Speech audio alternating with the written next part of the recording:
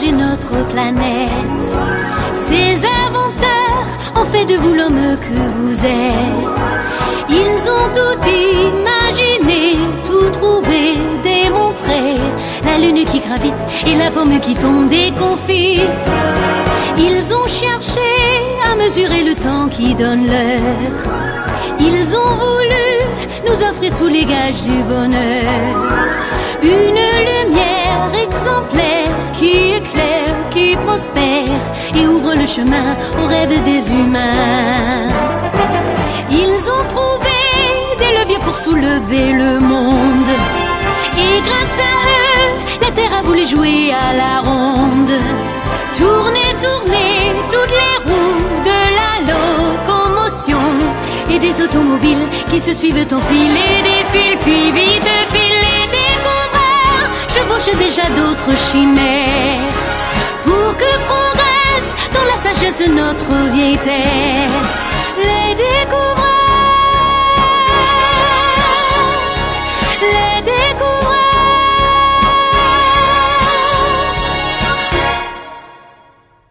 Non. Mais qu'est-ce que...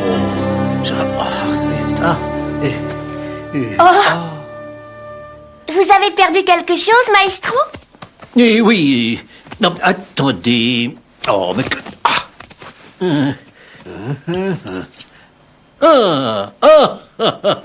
Eureka, j'ai trouvé. C'est ça. Mais... Eureka, mon gnomon. Eureka, gnome, ça veut rien dire, ça. Mais si Eureka, ça veut dire j'ai trouvé. Et le gnomon, c'est un instrument de recherche. Tout ça, c'est du grec? Exactement. Ah bon? Du grec ancien. Eh oui.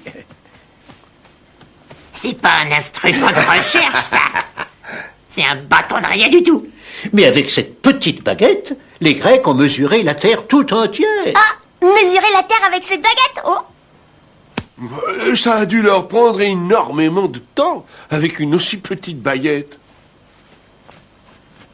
Mais pas du tout, c'est qu'ils avaient des idées, les Grecs. Notre civilisation leur doit tout. Enfin, presque tout. Et la période grecque a été un événement extraordinaire dans l'histoire universelle. Poséidon, les sciences, les arts, la philosophie vont s'élever à un niveau tel qu'il faudra attendre 2000 ans pour qu'il se passe de nouveau quelque chose. 2000 ans, vous vous rendez compte? Pythagore va appliquer les mathématiques à toutes les formes de la connaissance. Hippocrate inaugure la médecine. Eh oui, déjà. Et Socrate, philosophe. Connais-toi toi-même. Tu ne te connais pas, tu ne connais rien. Sais-tu que tu connais tout si tu sais que tu ne connais rien? Phidias donne vie à la pierre, Athéna 20 mètres d'eau. Sophocle et Euripide vont écrire d'immortels chefs-d'œuvre. Ah, pour Protagoras, l'homme est déjà mesure de toute chose. Pour Anaxagore, l'intelligence est le principe directeur du monde. Et Démocrite invente l'atome. Voilà de cela 24 siècles. C'est fantastique. L'atome? Oh. Il y a 2400 ans? C'est même pas vrai. Tiens, l'atome, ça semble quand même vous étonner. Alors, je vais vous raconter. De Démocrite, on ne sait pas grand-chose, sinon qu'il riait tout le temps.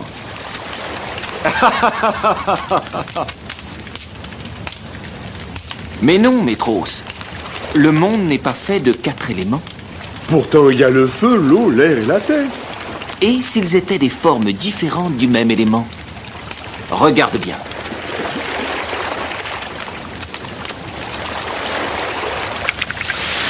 Tu vois, sous l'effet de la chaleur, l'eau s'évapore. Elle s'est transformée en quoi? En air. Mais et le feu? Cette branche vient de la terre. Et elle se transforme en feu. Non, Métros, il n'y a pas 4 éléments. Il y a un élément de base, le plus petit qui puisse exister. Tiens, regarde.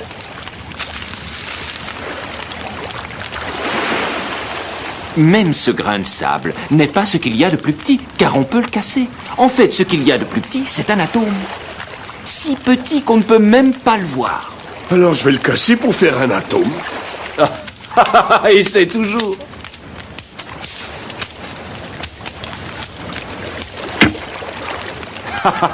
Là, mais il pourrait être encore plus petit. Encore plus petit, tu crois? Aïe! Oh! Ah non, Métros. Peut-être qu'un jour, les hommes pourront voir les atomes. Nous, on ne peut pas, mais on peut les imaginer. Démocrite a donc imaginé l'atome 2400 ans avant que les physiciens modernes ne puissent le voir. Et le c'est ce petit bâton? Ah, le gnomon, avec ça on peut faire une quantité de choses, regardez. Avec l'ombre du gnomon, on peut mesurer le temps. Placé debout, il donne la verticale, couché l'horizontale, et entre les deux, un angle droit. Le gnomon indique le nord, l'ouest, l'est, le sud.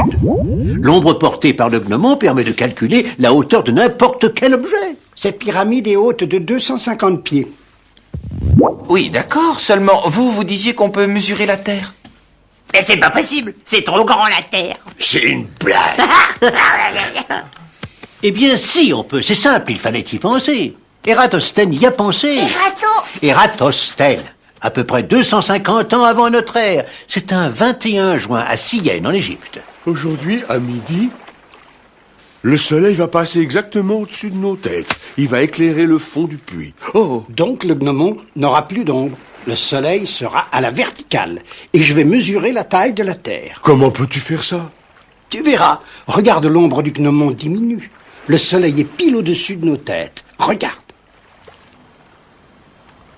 Regarde.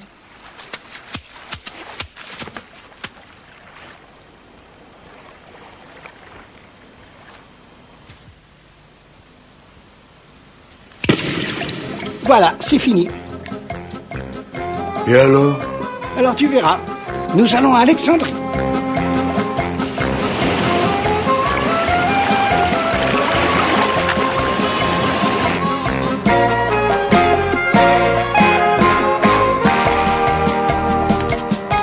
Salut, Ératosthène. Salut, salut. J'ai fait ce que tu m'as demandé. Voilà, au jour indiqué, à midi, l'ombre du gnomon s'arrêtait exactement ici. Tu vois, à Syène, il n'y avait pas d'ombre. Donc, le soleil était à la verticale. Ici, à Alexandrie, le gnomon projetait cette ombre. Nous connaissons la distance entre Syène et Alexandrie. En prolongeant le cercle, on peut donc calculer la circonférence de la Terre. Donc, la circonférence est de 252 000 stades. T'en es sûr? Oui, absolument sûr. Vous vous rendez compte, les enfants? Quelle science, quelle précision, quelle intuition, 252 000 stades. N'importe quoi. Et c'est quoi un stade? C'est la longueur de la piste de course des Jeux Olympiques. 252 000 stades, ça fait exactement 39 690 kilomètres. À 300 kilomètres près, le compte y est. Avec un gnomon. Un petit bâton de rien du tout. Syracuse, en Sicile, était occupée par les Grecs depuis des lustres. Au IIIe siècle avant notre ère, c'était déjà une ville puissante et riche, peuplée par un demi-million d'habitants.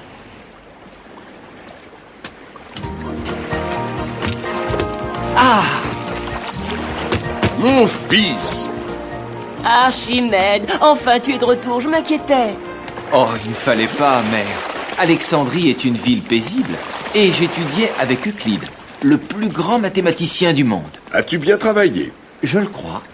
Euclide était content de moi, et j'ai une idée pour établir la quadrature du cercle. Quoi, la quadrature du cercle? Le casse-tête de tous les savants? Allons, enfin. Nous verrons bien, père. En attendant, je vais te présenter au roi Hiéron. Cela pourrait être utile. Phidias, astronome du palais, et son fils Archimède demandent audience auprès de Sa Majesté le Roi. Qu'ils entrent. Alors, Phidias, ton fils Archimède revient d'Alexandrie. Oui, Majesté, il y a appris beaucoup de choses. Et fallait-il pour cela aller si loin? N'avons-nous pas à Syracuse d'assez bons savants? Certes, Majesté, mais le plus grand de tous, Euclide, enseigne à Alexandrie. Eh bien, Archimède, tu vas pouvoir faire preuve de ton savoir. Approche. Mon orfèvre a fabriqué pour moi cette couronne tout en or à ce qu'il dit. Je le soupçonne de fourberie.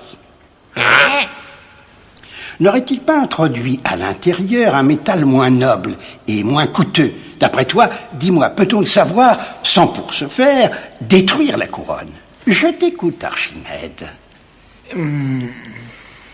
Non, c'est pas possible, Majesté. Il faudrait casser la couronne.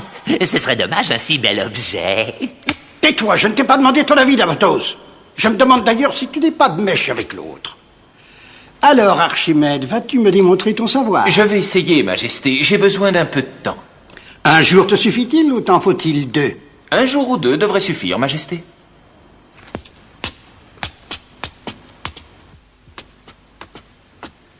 Tu es dans le pétrin, mon fils. Comment faire? Il faudrait calculer le volume de la couronne. Ensuite, en la pesant, on pourrait voir si son poids correspond à celui de l'or, qui est un métal très lourd. Calculer son volume? Oh, tu plaisantes. Elle a une forme trop tarabiscotée. C'est impossible. On va y réfléchir, père. En attendant, viens, allons au bain. Cela nous détendra.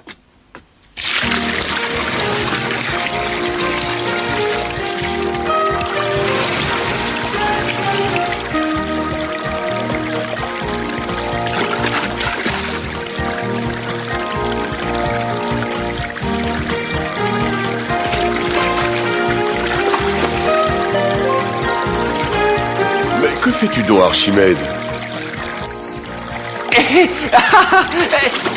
Eureka, j'ai trouvé! Eureka! Eureka!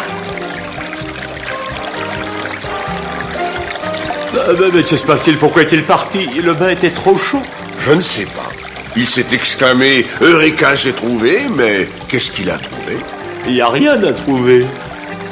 J'ai bien lavé la baignoire, moi. Eureka! Non, mais ça te prend tout permis. Qui c'est celui-là? Courir tout nu dans la rue, non mais ça va pas. C'est Archimède, le fils de Phidias. Yeah. Non? Alors, Archimède, cette couronne est-elle en or pur? Voyons, bien sûr. J'ai fondu 60 pièces d'or pour la fête. Faites apporter 60 pièces d'or, Majesté.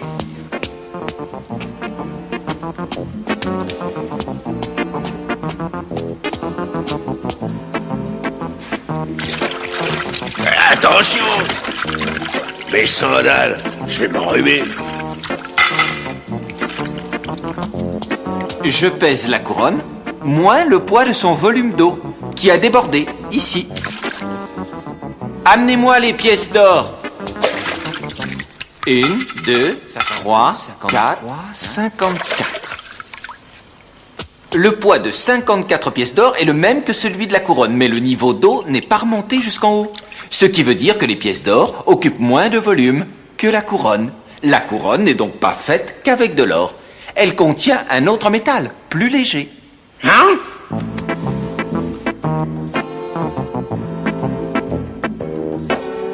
Oui. Es-tu sûr de ce que tu dis? Oh oui, Majesté. Archimède se trompe. La couronne est faite de 60 pièces d'or pur. Nous l'avons pesée. Si le poids est le même, mais que la densité est différente, c'est que la couronne contient un autre métal plus léger. Attendez. Tiens, vous allez mieux comprendre. Voyez, le poids est le même, mais le coussin est bien plus gros. Il est fait de matière moins dense que l'or.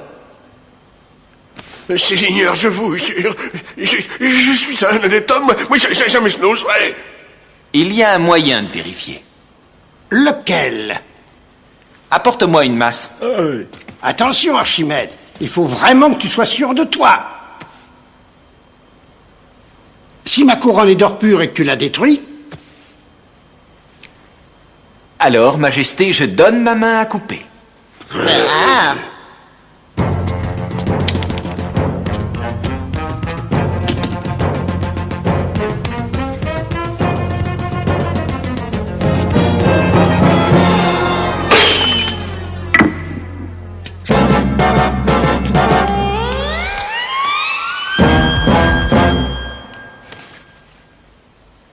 Emmenez-le, toi, Nabotos, tu es un escroc ou un incompétent. Mais que ce soit l'un ou l'autre, je ne veux plus te voir. Disparais. Ah, mais Seigneur, je ne savais pas. Disparais avant que je ne me fâche. Oui, bon, Tu sais utiliser tes connaissances, Archimède. Tu pourrais être utile à notre peuple.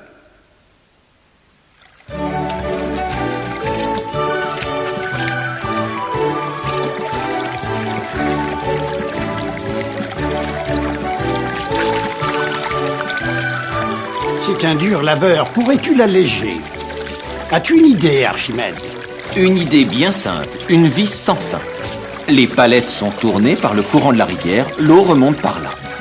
Il n'y a donc besoin ni d'homme ni de bête pour faire tourner ton hélice? Non, Majesté.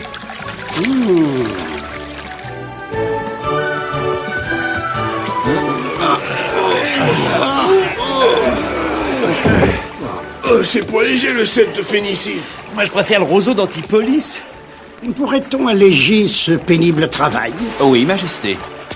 Je pourrais d'une seule main déplacer ce navire s'il était échoué. Qu'est-ce qu'il a dit? Qu'est-ce qu'il dit? Qu'est-ce qu'il dit? Qu'est-ce qu'il dit? Tu n'exagères pas un peu, Archimède? Non, je peux le faire. Il l'a dit, Majesté.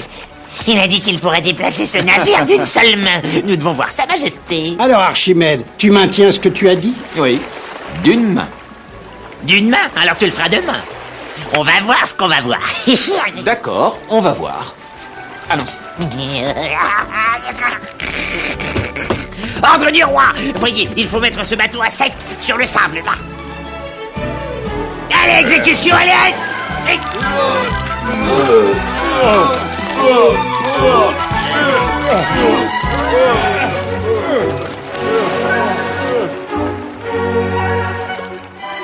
Alors là, il me fait bien rire. Il me fait rire. Il me fait rire. Bouger ce bateau d'une seule main, je voudrais bien voir ça.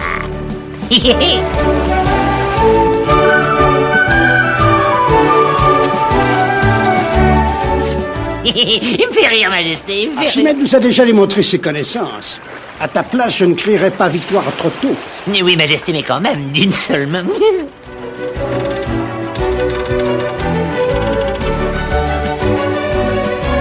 Il n'y arrive pas, il n'y arrive pas. Vous, là-bas, montez donc.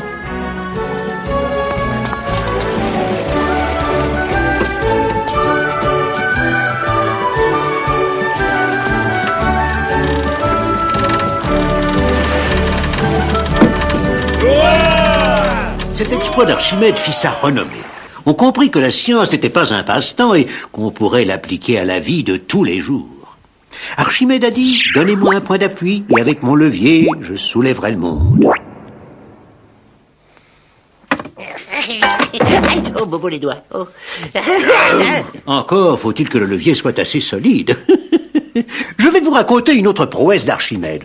C'est moins spectaculaire que de soulever un bateau ou de déterminer le poids d'or dans une couronne, mais c'est un accomplissement extraordinaire.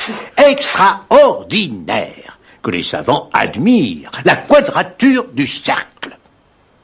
Hein? La quadrature de La quoi? quadrature. Vous allez voir, ce n'est pas si compliqué. Un carré, pour obtenir sa surface, c'est simple, non? Oui, c'est simple. Bien sûr. Mais pour obtenir la surface d'un cercle, comment fait-on? Le carré de son rayon multiplié par 3/14 sans cesse.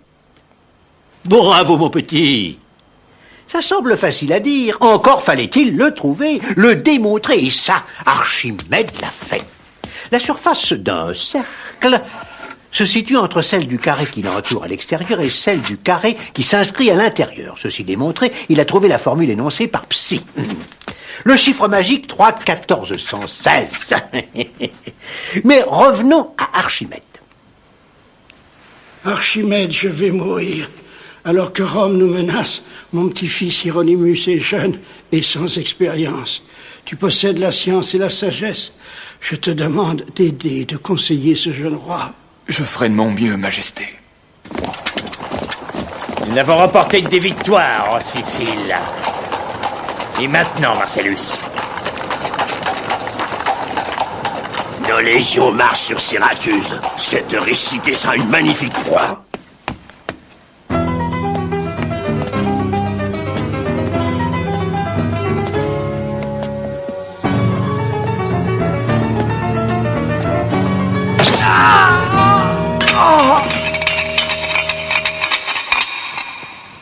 Le roi est assassiné. Marcellus fait marche sur Syracuse avec sa flotte et ses machines de guerre. Il faut nous préparer à combattre Archimède. Mais enfin, général, je ne connais rien à la guerre. Tu es un grand savant. Tu as dessiné des machines de guerre formidables. Alors il faut maintenant les construire pour nous défendre. Bien. On va le faire. Fais rassembler les hommes valides. Il me faut des charpentiers, des tailleurs de pierre, des tanneurs, des cordeliers, des forgerons. Fais entraîner 500 hommes au tir à l'arc et mets les navires à l'abri. Renforce les fortifications du port et bloque-en l'accès. Fais rentrer le blé, l'huile, le bétail.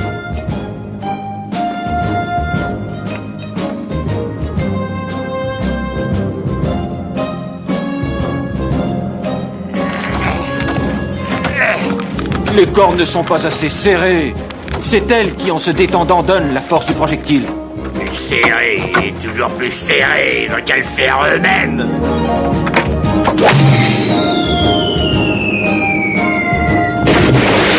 Non, non, le projectile ne doit pas être envoyé en l'air, mais directement sur l'ennemi, à l'horizontale. Voilà.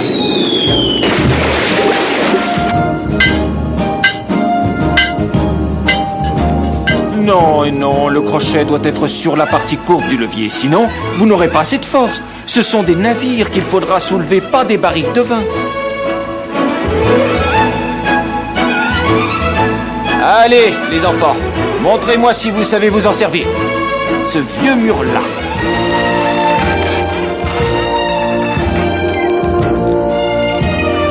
Eh bien voilà, vous aurez affaire aux énormes sambusques romaines. Renforcés par ici, ce n'est pas assez épais. Et là, mettez une plateforme pour les catapultes.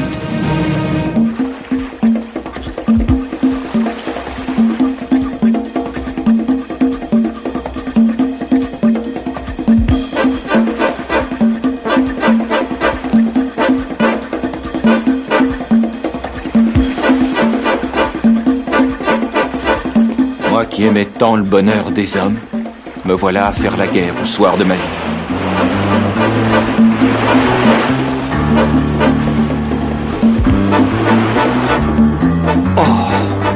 Ils ne pourront pas résister à notre puissance. Maintenant, les grosses catapultes.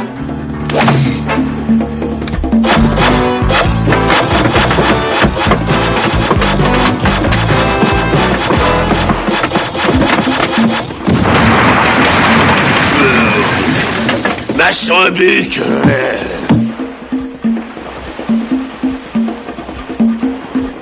Maintenant, les scorpions pour le tir rapproché.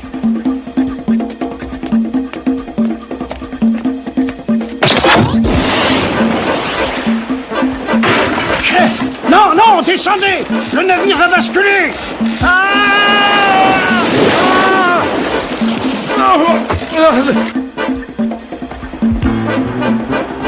Là, le levier.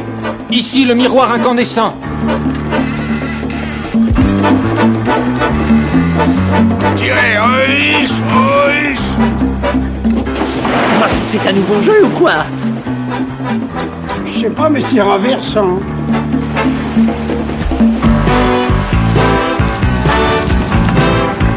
Relax, y a pas le feu là. Eh ben, si, justement, il y a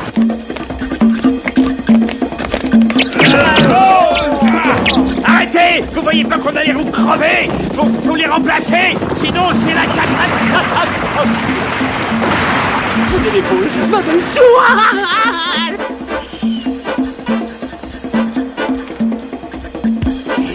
On y est presque, ils n'ont rien vu, rien entendu. Il croit peut-être qu'on n'a rien vu, rien entendu. Fais lancer les feux.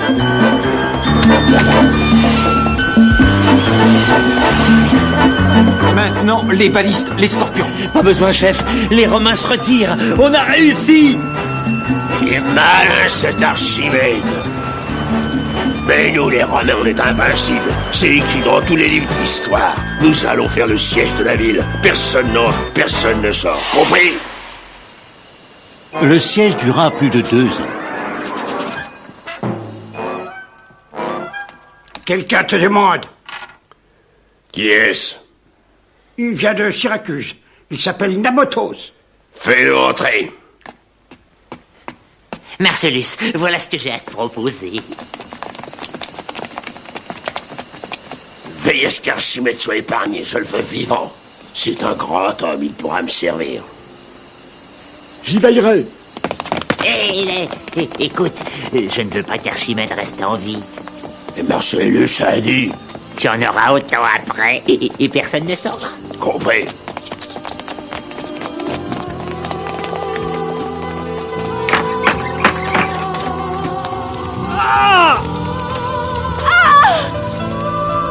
Le nombre pi est imparfait. Je me demande... C'est toi, Archimède. Oui, attends, j'ai un petit problème que je voudrais résoudre. Archimède, ce grand inventeur, eut hélas une fin tragique. Mais vous verrez, les Grecs n'ont pas dit leur dernier mot. Ils vont faire encore quantité d'inventions dont je vous parlerai. Et oui, vous verrez, vous verrez. Les découvreurs façonnent pour nous des mondes meilleurs. L'œil vers le ciel, leurs pensées vagabondent ailleurs. Tourne manège des étoiles, des planètes, des comètes. Voici que l'homme décolle, il va quitter le sol. Mes paroles, c'est qu'il s'envole. Demain, ils nous mèneront vers d'autres firmaments. Car pour eux, l'homme n'en est qu'au début de son roman. Les